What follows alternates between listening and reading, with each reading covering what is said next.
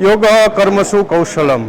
ભારત સરકાર અને આદરણીય શ્રી ભારતના યશસ્વી વડાપ્રધાન નરેન્દ્ર મોદીજીના પ્રયાસોથી સમગ્ર વિશ્વે આપણી જે સંસ્કૃતિની ધરોહર યોગ છે એને સમગ્ર વિશ્વએ સ્વીકાર્યું અને આજે સમગ્ર વિશ્વમાં 10મો વિશ્વ યોગ દિન ઉજવાઈ રહ્યો છે। ત્યારે અહીં મોરબીના સંસ્કારધામ સ્વામિનારાયણ મંદિરના હોલમાં યશસ્વીના સાધકો તેમજ સ્વામિનારાયણ સંપ્રદાયના હરિભક્તોના સંયુક્ત ઉપક્રમે આજે અહીં આ હોલમાં યોગ શિબિરનું સુંદર મજાનું આયોજન થયેલું હતું, જેમાં ઘણા બધા વડીલો, વૃદ્ધો અને સ્વામીજી સહિત લોકોએ સરસ મજાના યોગ કરી અને યોગ અને મનનું જોડાણ દ્વારા તન મનની તંદુરસ્તી પ્રાપ્ત થાય એવા પ્રયત્નો કર્યા છે।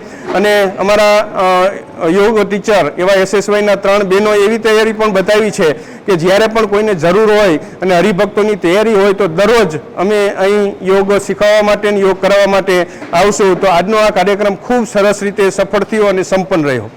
हाँ, આજના સમયમાં જે 40 થી 42 વર્ષના યુવાનોને હાર્ટ એટેક આવી રહ્યો છે ત્યારે આ તકે એક સંદેશ ખૂબ જરૂરી છે કે અહીં 90 વર્ષના, 70 વર્ષના અને 75 વર્ષના લોકોએ યોગ અને સૂક્ષ્મ ક્રિયાઓ કરી, તો યુવાનો માટે આજના સમયમાં ખૂબ જરૂર છે।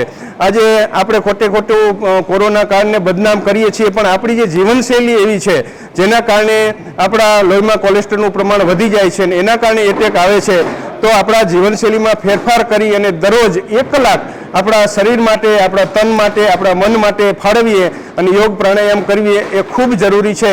તો તમામ યુવાનોને વિનંતી કે આ નિયમિત ક્રિયા કરીએ તો જ આનો ફાયદો છે।